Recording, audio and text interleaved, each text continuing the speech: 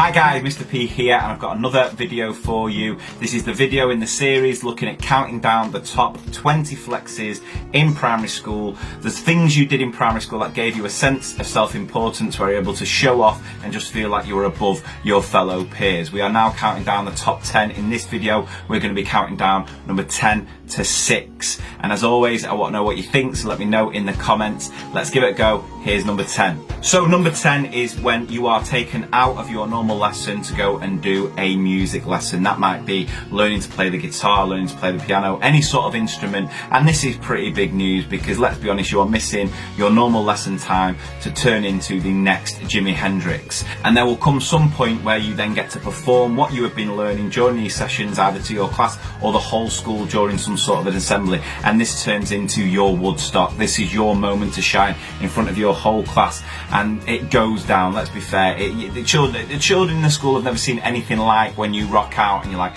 down, down, down, down, down, down, down, thank you and good night.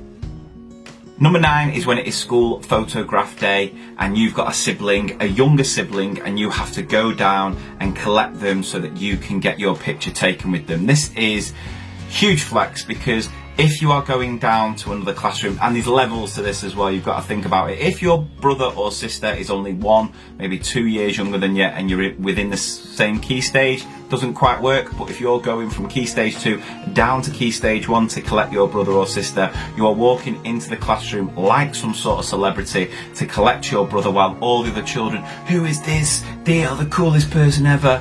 And then you're taking your brother or sister on a tour of the school where they're seeing sights they've never seen before, to then join the line with the rest of your class. So again, what you're hoping for here is that your name is later on in the register. The later the better, because that means there's more time where you're in the line with your little brother or sister and everyone else is making a fuss of them. Especially if we're talking reception, EYFS levels, nursery. Oh, they are so cute. Your little brother, sister's so cute. I know, they're my little brother or sister. I know. Even the teacher's making a fuss out of them. Huge levels of flex. Okay, number 8 is when you've got the same name as a character from the class read.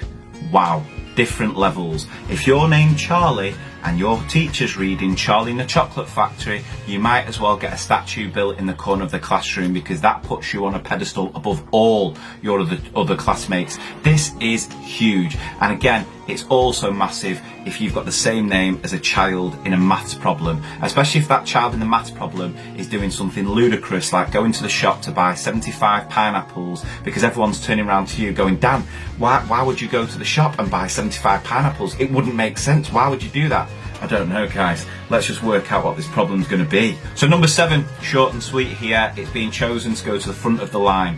And if you get picked out of the lineup to go to the front because you're setting the example, that is huge. And it might be that you put the front because you've got the responsibility of holding the door on the way to the assembly. And this is power in itself. Think about it. Because if any child walks past that you've got beef with and they don't acknowledge or thank you for it, you can rat them out to the teacher. Mr. P, Dan didn't say thank you. Dan, the one thing we have in this school is manners. Say thank you to Liam.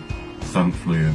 And number 6. This is a big one, and it doesn't happen in every school, but certain schools will give a group of children responsibility of running the school office during lunch. Now, if the school office manager, secretary, whatever we call them now, I'm not quite sure, they want to go into the staff room and get their fix of daily teacher bants, absolutely fine. Let's get some year 6s in to handle the phones. And imagine the pressure of having to speak on behalf of your whole school as you answer the phone.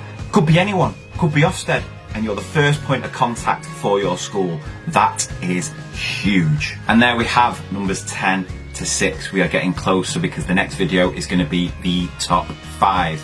Can you predict what they're going to be? Let me know in the comments. And as always, do you agree with what I've said so far? Would you have had them in a different order? Let me know. But as always, thank you very much for watching. Take care.